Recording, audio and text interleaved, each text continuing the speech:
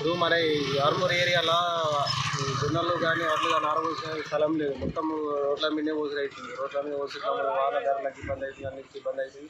ఇంకా వర్షాలు వచ్చినప్పుడు ఇంకా బాగా ప్రాబ్లం అవుతుంది. వర్షాలు అకాలంగా వర్షాలు రావడం వల్ల ఇప్పుడు జొన్నలు కూడా కొనేటోళ్ళు ఇప్పుడు 39 అట్లా అనేటోళ్ళు కూడా ఇప్పుడు 35 అయినా కానీ పెట్టాల్సి వస్తుంది. రేటు అది కాకుండా అయిపోతుంది. ఈ దళారులు ఇది దొరికిందో మోక రేట్ల ఇష్టం వచ్చినట్టు రేటు దించచ్చు. బయట 4,200 కడిగి పోతుంది, కానీ మన ఏరియాలో 3,900 ఉన్నది. ఇప్పుడు వర్షాలు వేసుట్లో ఎడికింది ఇంకా తక్కువ వేస్తారు, కానీ ఇక్కడ అయితే ఎత్తలేదు. రైతులు కూడా అదే పరిస్థితి ఏంటి, ఇట్లా తడగొట్టుకునే వాళ్ళు రేటుకు 50 పౌసర్ ఇచ్చే పడుతుంది. ఇంత పరిస్థితి ఘోరం ఉన్నది. ఇప్పుడు అవన్నీ వర్షాలు పడ్డానికి మొత్తం తడిసి ముద్ద కూడా తప్ప ఏముండదు, చేతుకు రావు పంట అట్లా అయిపోతుంది.